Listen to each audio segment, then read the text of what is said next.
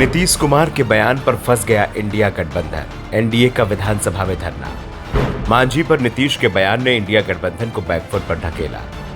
3 दिन में दूसरी बार नीतीश कुमार ने इंडिया गठबंधन को मुश्किल में डाला। 3 दिन में नीतीश कुमार ने बिहार विधानसभा में ऐसे वैसे बयान दिए हैं जिसका उनकी ही पार्टी बचाव नहीं कर पा रही है।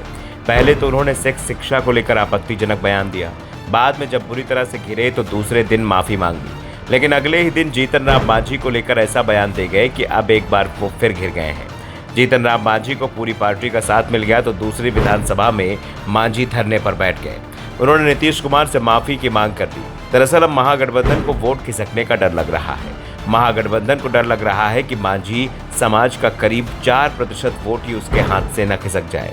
दरअसल मांझी पर नीतीश के दिए गए बयान को उनकी पार्टी के नेता ही सही मान रहे हैं, लेकिन नीतीश को रोकने की हिम्मत किसी को नहीं हो पाई है। मांझी ने विधानसभा में जाति सर्वे पर सवाल उठाए थे। उन्होंने कहा था कि अनुसूचित जाति के लोगों को आरक्षण का लाभ ठीक से नहीं मिल रहा है। तभी नीतीश कुमार बोलने के लिए खड़े हो गए। नीतीश ने जीतन राम मांझी को इशारा कर बोलना शुरू किया कि इसको कोई सेंस नहीं है, ऐसे ही बोलते रहता है, कोई मतलब नहीं है, इसको कोई आइडिया है, ये तो मेरी गलती है जो इस आदमी को हमने बना दिया था मुख्यमंत्री। दरअसल जब सदन के अंदर नीतीश कुमार मांझी को जमकर खरी खोटी सुना रहे थे तो उनके पास बैठे तेजस्वी यादव के चेहरे की बेचैनी को साफ साफ देखा जा रहा था। जेडीयू के सीनियर मंत्री भी परेशान होते दिखाई दे रहे थे। वित्त मंत्री विजय चौधरी नीतीश कुमार की हाथों को बार बार छू कर बैठने का इशारा कर रहे थे। नीतीश कुमार के पीछे बैठे मंत्री संजय झा की परेशानी उनके चेहरे पर दिख रही थी, जैसे वो कहने की कोशिश कर रहे हों कि ये सब ठीक नहीं हो रहा है। लेकिन नीतीश कुमार के गुस्से को भी जेडीयू के नेता जान रहे थे, क्योंकि जब नीतीश गुस्से में होते हैं तो आपा खो देते और क्या क्या कह जाते हैं वो बाद में उन्हें भी परेशान करता है।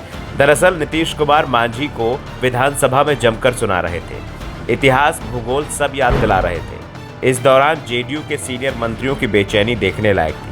विजय चौधरी बार बार बैठने का इशारा सीएम नीतीश कुमार को कर रहे थे। पीछे बैठे मंत्री संजय झा और विजेंद्र यादव भी कुछ कुछ बोलने की कोशिश कर रहे थे। विजय चौधरी तो नीतीश को बैठाने के लिए खड़े भी हो गए, लेकिन नीतीश कुमार पर कोई असर नहीं हुआ। उन्होंने जीतन राम मांझी के लिए जिन शब्दों का प्रयोग किया उससे उनकी पार्टी के नेता ही हैरान दिखाई दे रहे थे। हालात हाथ से निकल रहे थे। तेजस्वी यादव भी परेशान दिख रहे थे। 3 दिन में दूसरा मौका आ गया था जब तेजस्वी को एहसास हो रहा था कि नीतीश के इस गलत बयान का भी उन्हें बचाव करना है। शायद तेजस्वी इसी पर विचार कर रहे थे। एक बार तो वो भी खड़े हुए, उन्होंने नीतीश कुमार से कुछ कहा, लेकिन नीतीश रुके नहीं। इसके बाद तेजस्वी ने संजय झा को इशारों में कुछ कहा, लेकिन झा ने भी वैसे ही जवाब दे दिया कि मेरे हाथ में कुछ भी नहीं है। नीतीश को समझाने की कोशिश तो बहुत हुई, लेकिन कोई असर नहीं पड़ा तो सभी शांत बैठ गए और नीतीश कुमार ने जो कहा अब उसका नुकसान होते दिख रहा है। जीतन राम मांझी ने अब नीतीश के बयान को बड़ा मुद्दा बना दिया है। एनडीए ने भी अब नीतीश कुमार के खिलाफ मोर्चा खोल दिया है। खासतौर पर सदन के अंदर उनकी जो भाषा थी उसे अब बीजेपी भुनाने की कोशिश में जुट गई है। और सिर्फ बिहार में ही नहीं बल्कि 5 राज्यों में जहां चुनाव चल रहा है वहां भी इसका असर दिख रहा है। बीजेपी के नेता यहां तक कि प्रधानमंत्री मोदी ने भी नीतीश के बयान को अपनी सभाओं में उठाना शुरू कर दिया है। दूसरी ओर बिहार में तो नीतीश ने बीजेपी को 2 बड़े मुद्दे थमा दिए हैं। एक तरफ महिलाओं के अपमान का मुद्दा तो दूसरी तरफ महादलित जीतन राम मांझी के अपमान का आरोप। जाहिर है बिहार विधानमंडल के शीतकालीन सत्र तो शुक्रवार को समाप्त हो गया, लेकिन यह मुद्दा अब सदन तक ही सीमित नहीं रह गया।